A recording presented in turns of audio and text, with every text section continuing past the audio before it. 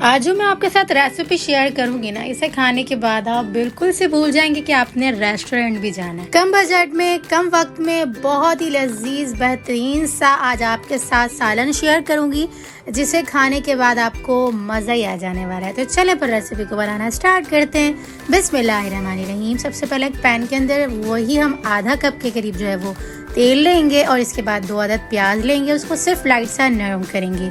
जब प्याज हमारी नरम हो जाएगी, इसके अंदर हमने तकरीबन भी ना हाफ केजी करीब यहाँ पर हमने बीफ ऐड कर दिया है हड्डी समेत। आप चाहें तो यहाँ पर मटन या चिकन का भी इस्तेमाल कर सकते हैं, लेकिन हम बीफ में बना रहे हैं तो इसलिए ये बीफ की ही रेसिपी है। तो यहाँ पर बीफ को अच्छे से मिक्स करेंगे।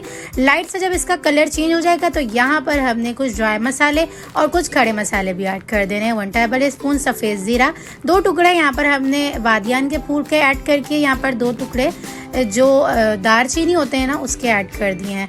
10 से 12 साबित काली मिर्चें ऐड करके अच्छे से मिक्सिंग कर लेंगे ताकि खड़े मसालों की खुशबू जो है वो बीफ के अंदर अच्छे से आ जाए। इसके बाद कुछ ड्राई मसाले भी ऐड करते जाएंगे। साथ ही हमने हाफ टेबल स्पून कुटी हुई लाल मिर्चों का पाउडर, 1 टेबल स्पून धनिया पाउडर, हाफ टी स्पून गरम मसाला पाउडर, 1 टेबल स्पून नमक, हाफ टेबल स्पून लाल मिर्चों का पाउडर ऐड करके हाफ टी स्पून हल्दी पाउडर ऐड कर दिया और बहुत ही अच्छे से इसकी भुनाई करेंगे। याद रखिएगा फ्लेम को बिल्कुल हाई रखिएगा। इस पॉइंट पे हमने मसाले की बहुत ही अच्छे से भुनाई करनी है और जब मसाला हमारा अच्छे से भुनने लग जाएगा तो इस पॉइंट पे आके हमने यहाँ पर तकरीबन भी 2 से 3 अदद टमाटर की प्यूरी ऐड कर देनी है। अगर आप ग्रेवी ज़्यादा ऐड करना चाह रहे हैं अपने सालन में तो आप यहाँ पर टमाटर की प्यूरी ज़्यादा भी ऐड कर सकते हैं।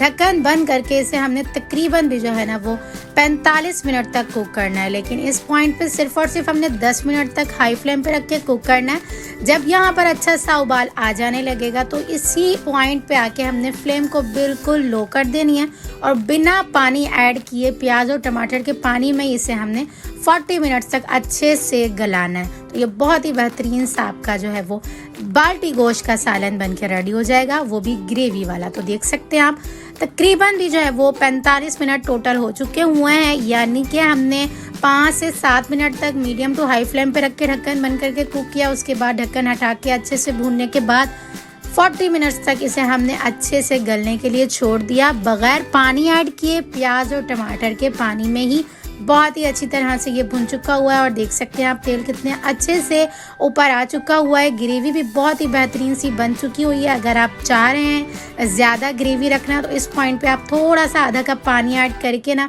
इसे 2 से 3 मिनट तक कुक कर लीजिएगा और आपको जितनी ग्रेवी चाहिए बहुत ही यम्मी सी आ जाएगी। तो यहाँ पर हमारा जितना हमें चाहिए थी ग्रेवी वाला बहुत ही यम्मी सा बाल्टी गोश्त का सालन बन के रेडी हो चुका हुआ है ना। सिंपल और बहुत ही आसान सी रेसिपी, तो एक बार ट्राई करना तो ज़रूर से बनता है। तो चलें फिर मिलते हैं नेक्स्ट वीडियो में। जब तक अपना ख्याल रखिएगा, मुझे दुआओं में याद रखिएगा। मिलते हैं नेक्स्ट वीडियो में बहुत ही आसान सिंपल और यूनिक सी रेसिपी के साथ। अल्लाह हाफ़िज़।